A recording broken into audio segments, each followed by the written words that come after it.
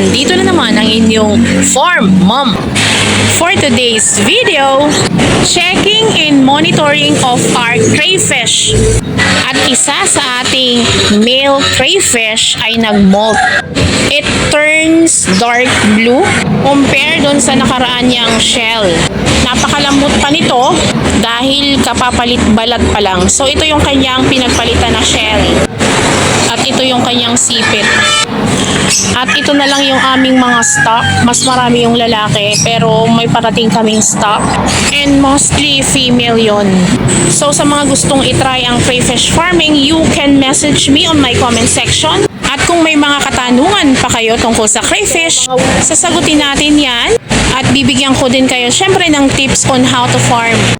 At syempre, update ko rin kayo doon sa aking mga pinagpag na crayfish last month.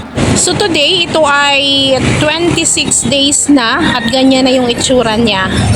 Siguro more or less, mga 100 pieces ito lahat. From isang breeder lang yan. At isa sa kagandahan, kapag bumili ka ng breeder size na at nagsimula na siyang mangitlog, dire-diretso na yon.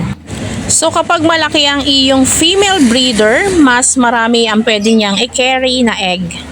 At syempre, mas madaming craylings na pwede nating ipagpag later on.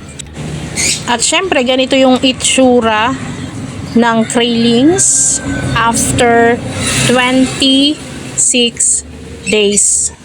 Ayan. So napakabilis niyang lumakad. At dumating na rin syempre yung ating stock na mga female and male breeder. So this time mas malalaki. So this time yung size ng pinakamaliit ay 3.5 up to 5 inches. So at ayan, nasipit na nga tayo nung isa. At yung nakikita nyo na kulay green, isa yung pagkain din ng crayfish. So ang tawag dyan ay hydrellia. Tinatawag din niyang water thymes.